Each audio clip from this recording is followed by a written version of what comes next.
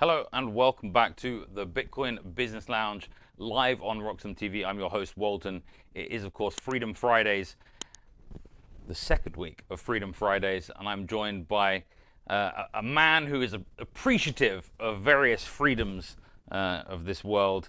A new friend, but one I feel like I've known for a little bit. Harry, welcome to the studio. Thank you very much. Good to be here. So, Harry, you've been in Bitcoin a little bit, but the reason we connected is actually because you actually produce something that fuels, I think, a huge amount of success in the world, and that is, of course, coffee. Yep, that's right. Well, I'm in El Salvador growing coffee, and yeah, back in London now to try and get the name out, start selling the products. Yeah. So how did you become a coffee farmer? It seems like an unlikely career path for most Brits. You're originally from here somewhere or other. Yeah. I'm from Stoke-on-Trent originally. World renowned for its coffee growing. But the funny thing is, I did grow up on a nursery. So my grandfather essentially did pretty much exactly the same thing that I'm doing, just in England. Same age. But with coffee or? Not coffee. Okay. No, with like flowers and. When you say nursery, you don't mean like a children's nursery. You mean a plant nursery, exactly. just to be clear. Yeah, just. Yeah. To be clear. Okay. Same age, bought a plot of land with his brother and started to cultivate it, mostly wholesale, eventually retail, and that kind of became a family business. So I was born into that. So my whole childhood, I was kind of around that kind of thing. So I think maybe that's, in my blood, you might say, I was kind of interested in it. It was something that was a big part of my life growing up. And then I knew I wanted to work in coffee. I came to a certain point in my life. I'd been in the Bitcoin space properly for about probably a year and a half. Mm-hmm. So I started. What do you mean by being in the space I mean, properly? like actively. Okay, you mean interacting with Bitcoiners on social media, that sort of thing? More so. Having some sort of public profile. Right, yeah. So I made that switch, but I sort of jumped in with 2 feet because I started organizing meetups in Stoke-on-Trent. Mm-hmm. There was nothing happening there. There were a few Bitcoiners in Stoke-on-Trent that I knew from X, and I just wanted to hang out, really. I just wanted to hang out. There's not much else to do in Stoke, and I was stuck there for a few years. So we started doing meetups weekly. Eventually, we all just became friends. From there, you meet all of the. What's crazy is it's such a small world that I've actually met a bunch of these people and know them from other events. And we're gonna get onto the Bitcoin Beach Treat in a little bit, but that is certainly one hub of what I call it, like it's like the heart of British Bitcoin. Even if it's not necessarily one of the biggest events or anything, it does have this kind of rare connection. But we'll get onto that in a little bit. That so you organizing meetups. How big did this grow? When was this? It never grew. It never grew. It literally ossified from day one. Okay. Yeah, which is kind of interesting. I think the market.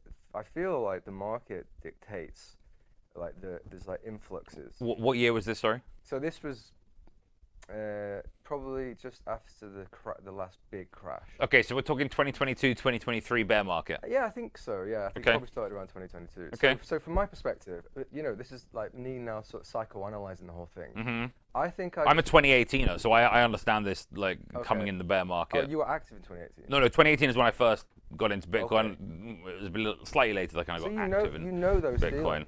Those feelings that you get when, I don't know, like first of all, kind of going all in. That's a feeling that just you can't really compare it to anything else. That's what she said. Sense of freedom that I've never experienced before, right? Right. And like on this, of course, Freedom Friday theme, that was really seductive or like really exciting. It was almost like the end game of freedom, like having that money. Just making that. I agree. Like nothing helps me sleep better at night. But making that first transaction, I will never forget where I was, the music I was listening to. It was like 4 o'clock in the morning. I was like going insane, and I made that first transaction. You're like, fuck, did it go? And then you have to like wait for confirmation. It was like it went straight. Like, okay. It was immediately boom. Yeah. As soon as it not landed, but as soon as it in the boom, I was like, all right, well that's it. My life's now changed. Totally. And boy, did it change. And what year is this? Sorry. Well, that was before the crash. Obviously, I was riding that wave up to the top. Okay. you know, selling cars and whatever. Okay. But then the thing is, so there's that feeling, and then when it crashes, right, that is quite an intense feeling because, well, You seen that video where the guy's like, so Bitcoin was, you know, it was about $10, and then it went up to $100, and then it crashed to $40, yeah. and then later it was at $100, and it went all the way up to $1,000, and then it crashed to $300, and then later it was at like $1,000, and it went all the way up to $10,000, and then it crashed to $4,000. Yeah, it does crash. And he finishes it with, and that's why you should never buy Bitcoin. Right, exactly. Never buy Bitcoin. Because it's always going to crash. Yep. But when it does crash, it's like, I think my impetus, or my like the main sort of motive for starting the meetups was kind of therapeutic.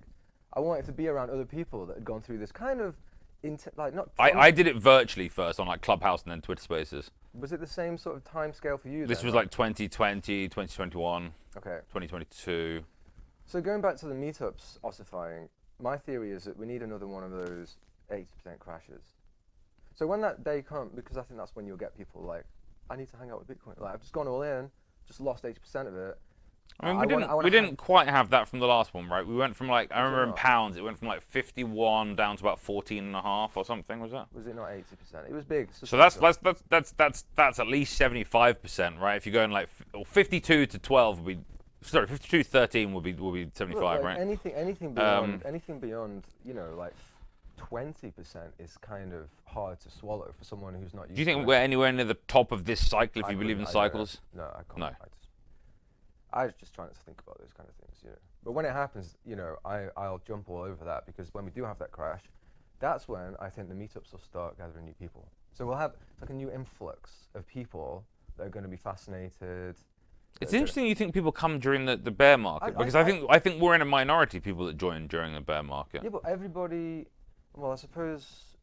Because more people are attracted by the big number gains of the bull market. People kept saying to me, "Oh, well, you know, the numbers will tick up. You know, you'll have more people at the meetup when we're in a bull market, or you'll have more interest in, I don't know, whatever project Bitcoin project you're doing when we're in the bull market." Did Alan scare them off? And it doesn't. And then Alan typically just scares them all off. Why? Like, Alan's great, guys. Like. No, Alan's actually now one of the core members of our Stoke-on-Trent meetup, and he's not even from Stoke-on-Trent. No. So like, where is Alan? I don't really know where Alan's from, but he's a good laugh. He's a foreigner. He's a foreigner. Yeah, he's a foreigner. But we welcome him. Yeah. He's very much welcome on this island. So yeah, so that started, and then the coffee thing, right? Well, obviously I knew that I had to incorporate Bitcoin into my life. So you were living in this country? Yeah, very briefly. I was living in Germany before that. I was only back for COVID, really. Why were you living in Germany? It seems like a strange place to live. I moved there when I was 18. Oh. Because that was the only foreign language that I actually got, I had a good handle of. Ah. And I needed to get out of Stoke, and I wanted to go somewhere European, so Germany was just the place that made sense. Went to the capital and ended up spending a long time there, actually, doing stuff very much unrelated to anything Bitcoin or maths or computer science. I was working in media most of the time. So I came back, Brexit happened, which wouldn't have affected me, but I just felt like it seemed like a sign somehow to just change things up. Things were going to start getting a bit difficult. Like the perception. Interesting. I thought Brexit was great personally, but maybe that depends on which side you're on. The thing is, like, for me, Brexit wasn't on the surface of it great, because I was living right in the heart of the European Union.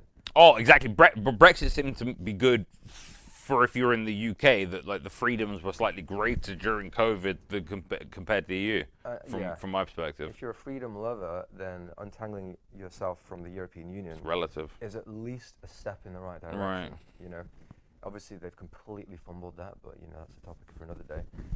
The thing with Brexit that affected me most was the perception of the Germans and the local people, because they were all very pro-EU. They were very much like, oh, English people are now like persona non grata. So I'd turn up to work, like I was working freelance, I'd turn up to some jobs and they'd be like, I want to see your work permit the day after the vote. So it was it. So I immediately started feeling there's going to be boundaries here that weren't there before. My life's just going to be a little bit more complex, and I just thought, okay, maybe now's the time to start looking for the exit. And then COVID hit, and I was like, okay, get gone. That was a good choice, because I didn't want to be stuck in Berlin for COVID. Went back to the UK, I started working on a property project, and then once that had finished, I was like, right, now I want to work in coffee. I knew I wanted to work in coffee. I wanted to have Bitcoin right at the heart of whatever I was doing next. Coffee felt like something I was interested in. With this agricultural background that I referred to, that sort of fed into that. I used to have an interest. I used to live in Bordeaux as well, right in the heart of the wine growing regions. So I kind of picked up an interest there for this sort of culinary agricultural sort of interplay. And now you. But I didn't plan to buy the coffee farm. Like my plan was sort of more like, let's have a cafe in London that promotes Bitcoin, something naff like that. But the idea was to put the culture in agriculture. Yeah, that's what's happening.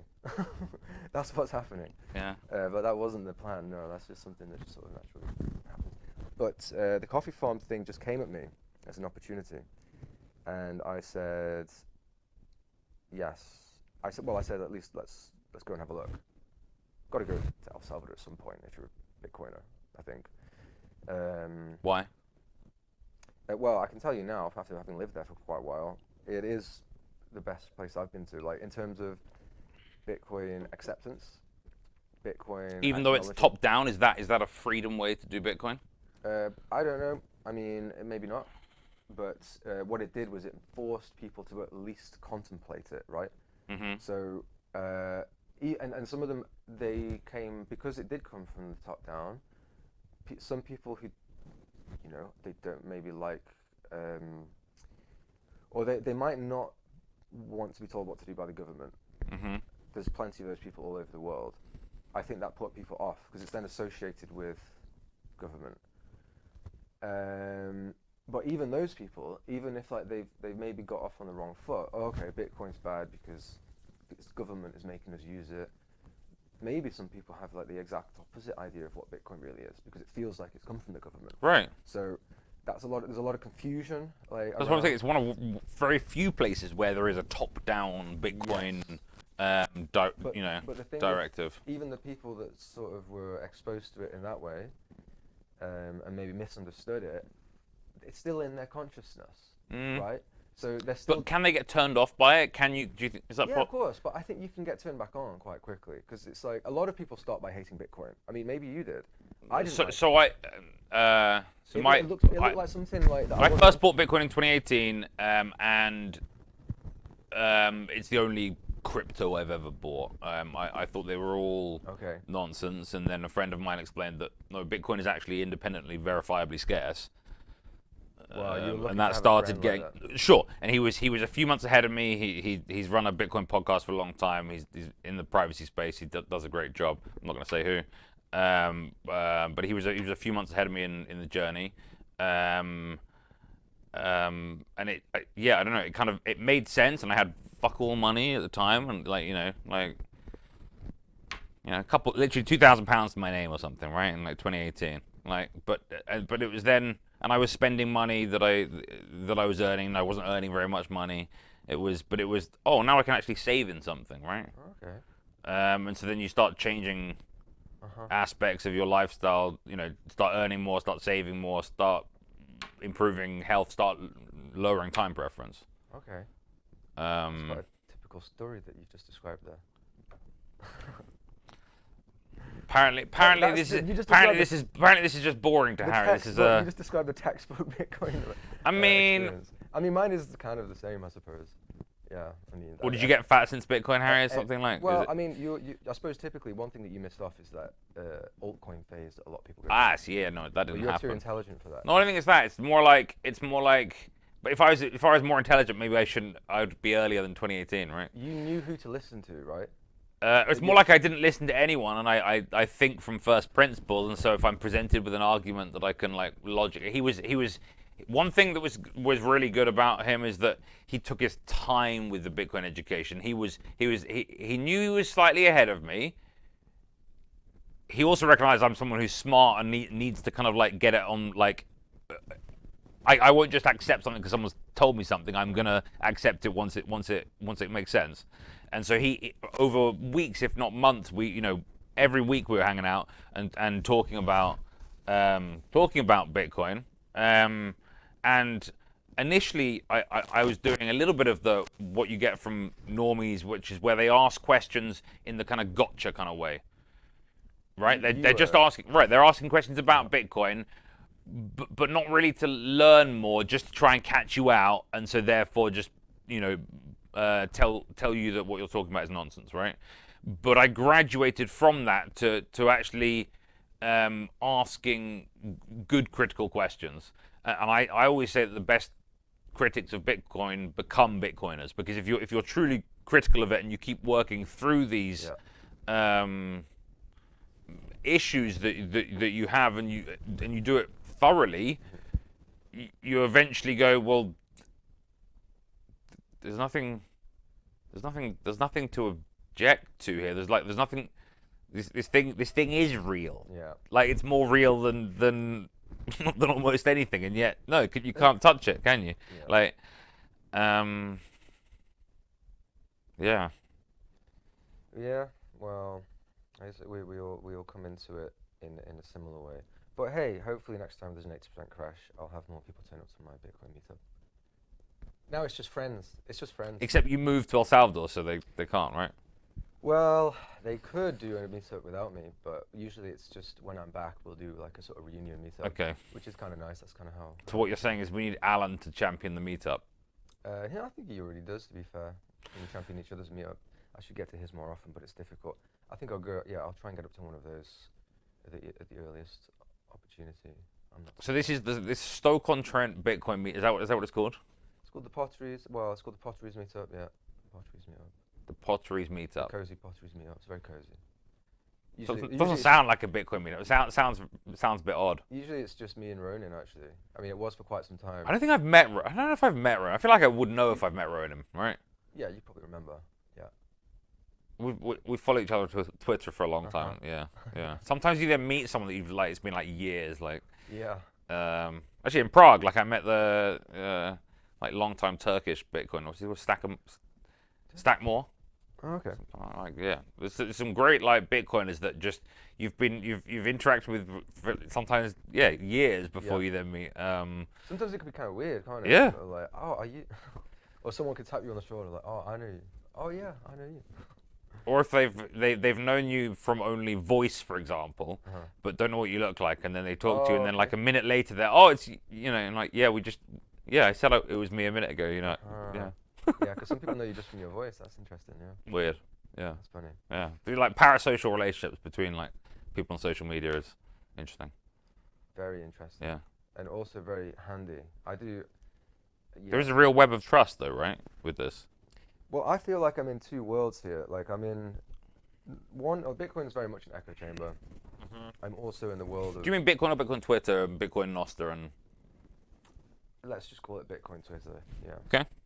It's a bit of an echo chamber. I know because I also on Instagram. So on Freedom Friday, you're promoting the centralized closed source. I love Nostr. Social media. I love Nostr, and I think Nostr has a great and glorious future. Yeah, same. I just think if you want to, I like being able to engage with as many people as possible.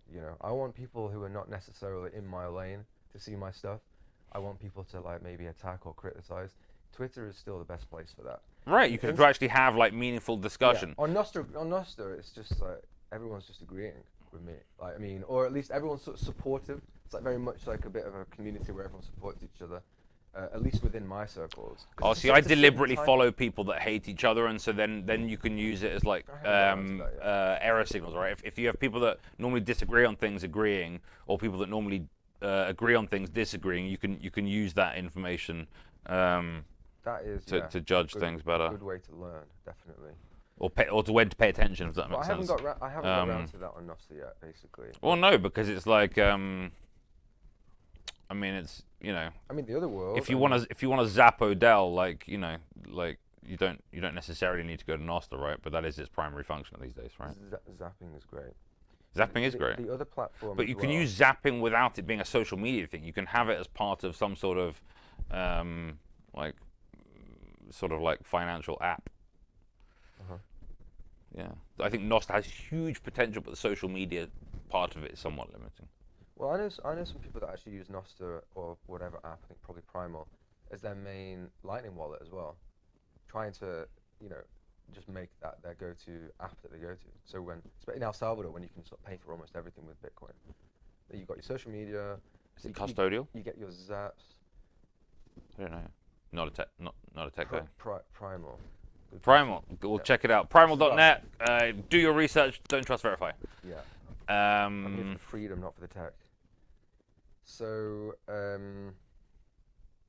yeah. So tell us more about your primal urges to be a farmer in El Salvador. You were a Bitcoiner first and said this is the holy land. I'm going to move there, become a coffee farmer, never look back, and it was you just printing coffee berries. Printing coffee berries, yeah. It was a slog, right? It's a finite resource, but you can plant more. I went on your Twitter and saw a video of you being like, so I'm here in the rain and I found a dog, so that's good. Like, tell us about the early part of the plantation days. The early days, they'll never come back. And as they were happening, I sort of said to myself, this is such an unusual circumstance that you found yourself in. And because I'm building out facilities and you know, making it more comfortable to live, those early days, you know, they're gone, but they're such a fond memory for me because it really was building from basics. I didn't have electricity, there was no water. I had Miguel, who wanted the role of basically managing. So he was. Is this the guy that's in the famous meme about where he's like, it says all of your employees are armed and he's there with like rocket launchers and AKs and stuff. Is that, maybe I saw an iteration of it. I think you've seen an AI generated version. I just made it up in my head, but that's okay. That's Miguel, yeah. So then there were also 3 people living on the farm, and I erected a tent to live in whilst I was sort of building things out. Mm-hmm. So those early days were kind of messy.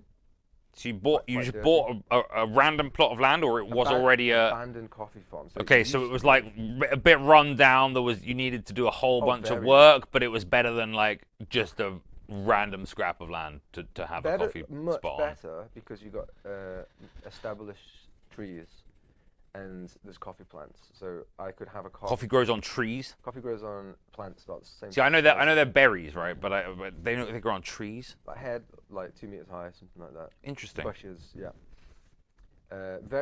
They feel quite incongruous, in fact, because none of them are native. There is no coffee native to Latin America.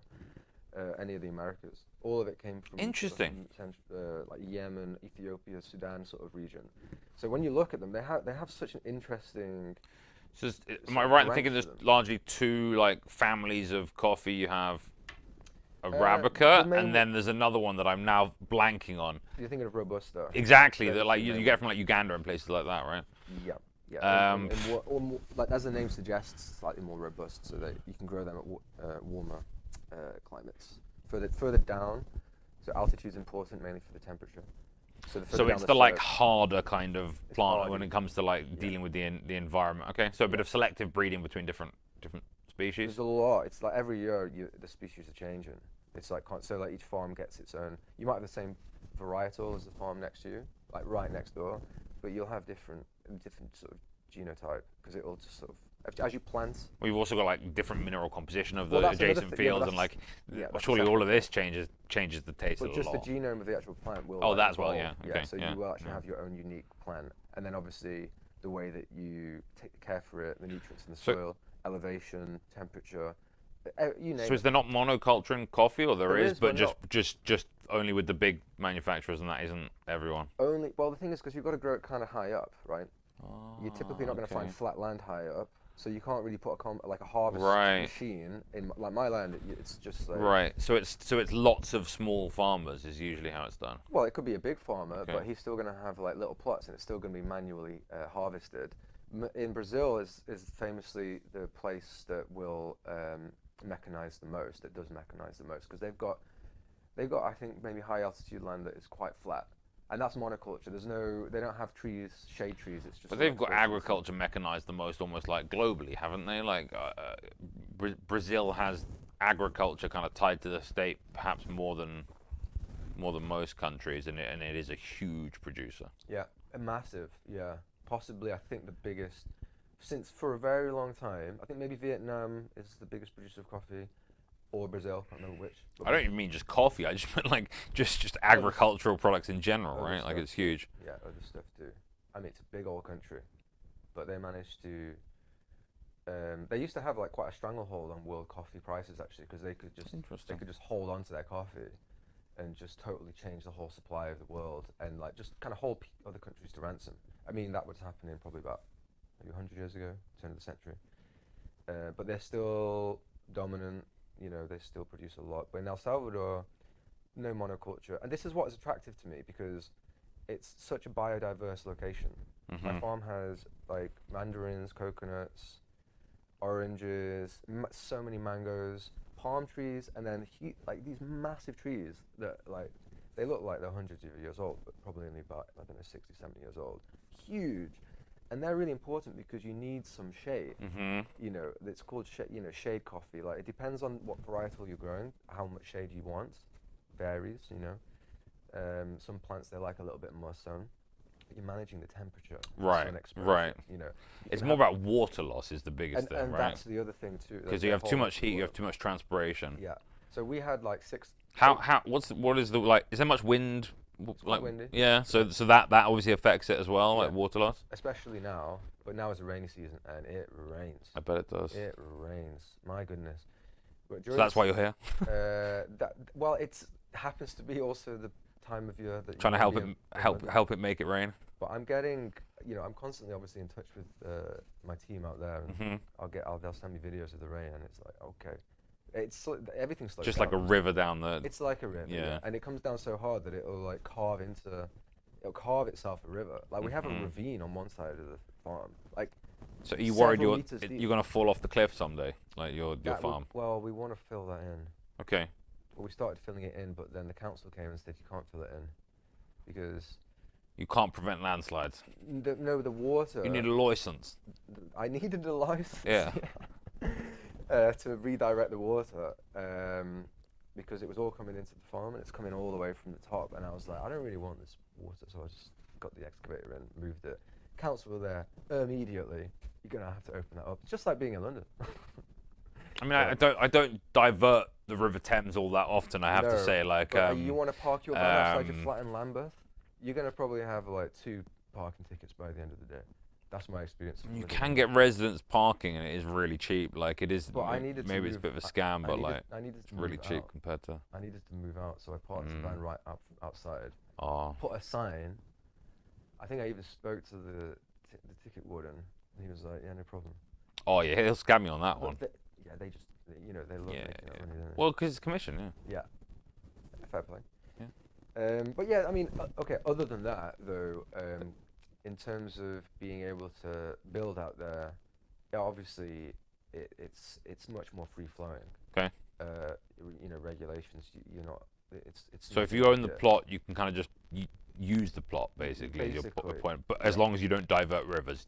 That's I've learned is something that you can't do. So if someone diverts a river onto your land and they don't get caught, then you're just kind of wrecked. Is that unless you can kind of divert it back onto their land in the darkness of night? Sounds like a film waiting to happen. I know, right? Like I'm down to watch it. Like rather than you just like wandering around climbing trees like this. Although it was quite good. It was quite. I think Harry's going to be the next like David Attenborough, but like with like climbing trees and coffee. Climbing trees and coffee. Yeah. In fact, that could be quite a good little title. Climbing trees and coffee. Yeah. There's a lot of trees to climb. But yeah, so going back to the early days, I did find a dog. I found a puppy, Bruno. So I sort of looked after him whilst I was there because he was so small. He could barely walk. Could barely even open his eyes. We're talking like smaller, this size. Yeah, smaller. Like I think like one of the dogs had just given birth. Like a cat size. Who's a puppy? Okay. Yeah, he just the only one that survived. So climbed his way to the top of the farm, crying, and I just heard something, and I was like, what is that? Oh, Bruno. Oh, it's Bruno. I was like, oh look, it's Bruno. It wasn't called Bruno at that point, but. I mean, well, he was, but you just didn't know that or something like that, I guess. But so I had to manage living in a tent, looking after a little dog. Never had a puppy before. Very much like running a farm. It's you're kind of learning as you go along. Like what do you do with with a puppy, like yeah, everyone seems to have a dog these days, but I mean, the having a puppy is quite a big deal. It's you're yeah, I had a totally puppy. responsible. Like, Oh, you think? I don't really read books. Like the last 3 books I read cover to cover, they were about like how to train a dog, and I did that like 8 years ago. Like, and then, but like my dog, is probably one of the most like free and well trained dogs. Like I walk him around I've heard off that. lead almost exclusively. Mhm. He knows left and right. Like Oh he yeah, you can told me turn. about that. Like, and so on. Yeah, I don't know. To me, and often the people that aren't sure about him, in London at least, are people who maybe don't seem to like that he's more free than they are. Like it's my analysis. They're more free than they are, or their pet. No, no, it's sometimes than They're them, just right? jealous of the Like dog. sometimes you get like he can be really polarizing for people in stores or in like pubs or like where he's loved by some people and then there's just someone that you know maybe there's like You put that down to envy, really. sometimes I think yeah because yeah I think a lot of people don't like when other people are more free. I think Okay. that's one of the biggest things people are envious about. Okay, this is a good point to discuss Mm. because There's lots of different kinds of freedoms, of course. my understanding of what the general public feel about freedom, and obviously we've just come through COVID. Now, being a Bitcoiner, I spend a lot of time listening to libertarians or people who are at least like yourself, like you know, aiming for more freedom. The average person, I feel, doesn't really want freedom. I can't imagine. I wouldn't imagine that they'd be envious of a dog's freedom. I think they would be like, oh, okay, well, I'm quite happy to sort of, you know, have this controlled. I think it's a this subconscious this thing. controlled, safe I world. don't think it's necessarily all that conscious, these kind of reactions. No, I don't think anybody would say like, oh, I don't want freedom. But like the choices that people make, to me, makes me feel like the average person isn't that interested in it. Okay, let's talk about this a little more because I think I think they hit friction is what happens. I think to be more free you have to recognize that actually you're not as free as you thought you were, and so there's like a ego death kind of circle to go through of like realizing things aren't as good as they are, actually then making meaningful changes and then coming out the other side, and that sometimes people realize the things and then turn around because it's a bit much.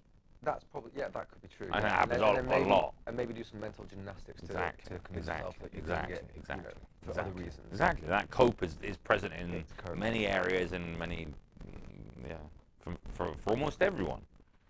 I mean, my first experience of this was moving to Germany. I moved to Germany when I was 18, 2 weeks after my final A level, Okay. because I had tickets to watch the World Cup. It was 2006. Oh, okay. You're a year older than me. I went to Hong Kong on A level results day, and that was kind of cool. Same day. On the day, yeah, on the day I got my results, I went down to the Oh, pub with like a bunch of people. Then went home packing my hand luggage was slightly challenging, and then went off to the airport and yeah, it was Well, wild week. I was gone way before my results were released. I sat my final exam and I was off, and I just stayed there with no real plan or like Interesting. any kind of character. I'd just been through like the British education system. No, I never really. I hadn't had a job by that point as well. So I was a soft wet. Did you go to university? I came back. Yeah, I came Okay. back. I went to University of Birmingham. I did a year in Germany as well. And so that was my experience, my first experience, and I hit a real brick wall because my idea was that things would just sort of happen, right? Go to Germany, and my life would just turn into a novel, and then nothing was happening, and I was like, well, this is actually really hard. When are the friends going to come? Like, when am I going to have these cool stories that I keep reading about in novels? And it dawned on me, like, well, you've got to really make this work. You have to push, right? And there was this calling back home, like, sort of like, just give up. Just give up. Just go back, you know, like. And it was like in my head. And also people like, my family were like, oh, you know, like, just come back if it's too hard. But I was just like, I cannot go back because then I'm a failure. I don't want to, I felt like that would define me, you know. So I just wrote it out until eventually, so through my obstinacy, kind of made it work, really. And it ended up being the best decision of my life because from that, I would never have gone to El Salvador to do this if I hadn't already broken the back of that that sort of mental barrier. So I was reading something yesterday that I think neatly summarizes something quite close to this, which is there are two types of confidence. You can have domain confidence and you can have core confidence.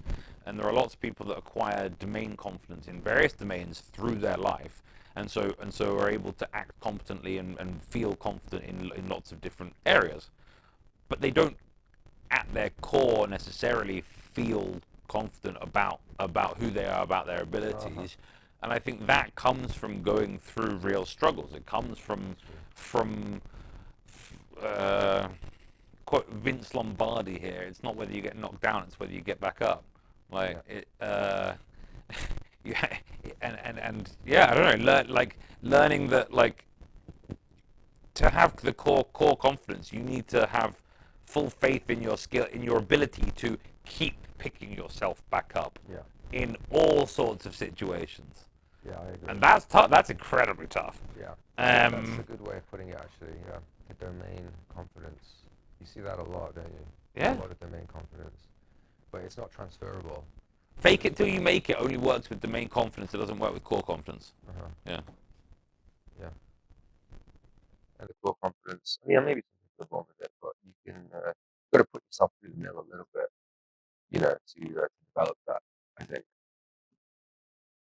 And and then going back to the sort of concept of freedom and how that ties in, I think it is, and also there's a tendency also away from freedom because there's so many forces at play that that profit from people not having freedom, and they're everywhere. The algorithm. Yeah, but it's like it could be family, or it could be algorithm, or it could be BBC. And when you say profit, you don't necessarily mean financial, or it can be like you're profiting because attention, because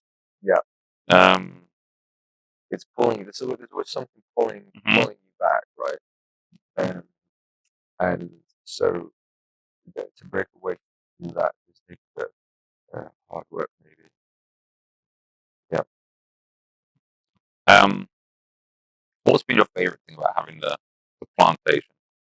Is it plantation the right word? My favorite thing. Someone did pull me up on that once. Yeah. Please don't use the word, but that is a word. Like it's where there are. I don't know. What do you meant? Like it's a Latin-based word, so they also use that out there. There's no like equivalent like vineyard for coffee, is there? Coffee yard doesn't quite work, does it? There isn't. No. Maybe we need to make one. Okay. Side project. Finca, but a finca is like it's almost like an Airbnb. Isn't finca the equivalent of like gîte in French? I'm waiting the wrong word. Is it a farm or is it like a? It just means farm. It just means farm. Okay. Okay. So yeah, I don't know the connotations. Yeah. Maybe when it's like anglicized, it has a slightly different connotation. But my favorite thing about farm, I mean, if you can call it a thing, is honestly just engaging with all the people, the workers, the locals. I have really enjoyed that process. They have been fantastic. It's a mixed bag. There's a lot of people. I'm working with artists. I'm working with creatives. I'm working with manual workers. I'm working with builders. Sorry, when you're saying the artists and creators, you mean for kind of branding your coffee? It's a big project. I need a lot of content. Yeah. You know, I'm an artist myself. I want the packaging to look right. I need good videos, photography. So it's a big part of taking it very seriously. And being in London is actually one of the reasons I'm here. Is good access to facilities, a lot of very interesting artists. Great sort of honeypot for that in London. But yeah, honestly, that has been the favorite thing. It's been really transformative. Even like working with them, learning from them, from their way of working, from their attitude. Just and lots of different nationalities, or is it on the farm? It's just very local. Okay. It couldn't be more local. It's basically just you and Salvadorians. Yeah. Okay. On the coffee side of things, and they're not. Yeah, they're kind of rural. Well, most of them are quite rural, so they're very very local. Or not even a local town. And it's been lovely. And even the people that have been living on the farm. So when I moved there, they were already inhabitants, tenants, couple. We grew really close whilst I was there. You know, I was kind of isolated in a tent on my own. I got Bruno. That was nice. But then to sort of build warm relationships with the people that are like living kind of not even neighbors, but more than neighbors, sharing a lot of stuff, everything, food, water, tools. Sounds like communism. Are you a communist? No, this is not. This is real banding together. We have communism like not too far away. Like I know in Ecuador, kind of big United States. You know, those things do happen. No, it's everything is just sort of it's developing kind of organic. Do you think that people maybe have too many freedoms today? And I don't mean that in terms of that they actually are as very, very free. I mean, in terms of they have too many choices, and they get overwhelmed by choice and lose and don't have meaning in their life because they're not focused like on some collective struggle, like getting a coffee thinker up and going. Yeah, you're right. And but maybe that was something I should put over the years because I've always been kind of doing my own thing, trying to anyway. You know, I've worked mostly self-employed. I've done my own businesses, and it can be overwhelming when you give yourself, well, yeah, you know, it's very exciting, but at the same time, you have to learn how to handle it. That is not something that you're necessarily born with. And then that means almost counterintuitively, paradoxically, you have to impose some sort of restrictions upon yourself. I mean, from the perspective of like when I'm creating something like making art, I'm a photographer. I shoot analog always. Like that's all I do. That is me limiting myself. I like to use the word analog because I've been thinking this whole conversation that coffee is one of few things in the world that I think is shifting back analog hard, like before other things. And people are really getting into the low time preference way of making the thing. And that's quite rare. Maybe it's driven by like some sort of hipster culture around it, but there are these coffee shops opening up, you know, all over the world. We were both just in Prague. Some there look like they could. It's like coffee shops, like they could be in the US or in Germany or here. There are all these kind of coffee shops, and they all have, you know, these different bags of beans from all over the world. We've got a couple of minutes left here. Tell us a little bit about your product. What's the name of your coffee? Where can we find out more? Where can we buy some Bitcoiner coffee? Bitcoin coffee. It's the brand is La Cruz. La Cruz. The cross. LACRUZ. La Cruz. The word CRUZ. Yeah. You can find me on X, on Instagram. It's still a very new company.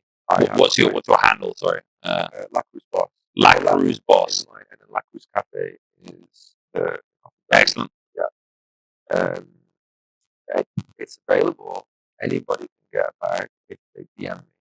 I'll sort them out in the UK. So you're not quite up and running with a BTP server just yet? All of that is just in the works. Yeah. Okay. Yeah. We'll get there. The actual launch of the brand is not until next year. Oh, so this is a sneak preview, guys, exclusive for RoxomTV. Thank you. Every kind of is. Every bag of coffee I have with me now is more like I would consider a prototype because it's the first harvest done. You know, I was still learning.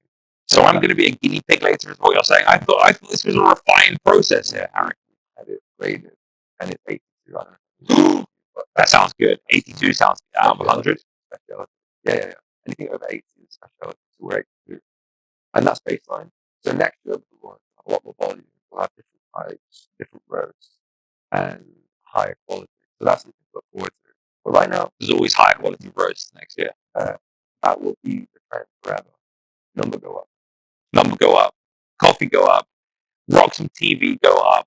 This is the end of Freedom Fridays here at the Bitcoin Business Lounge. I'm Walter, your host. Huge thanks to Harry for coming into the studio today. Go check out La Cruz Coffee, La Cruz Cafe on Twitter, X, and we will see you next week. Thank you.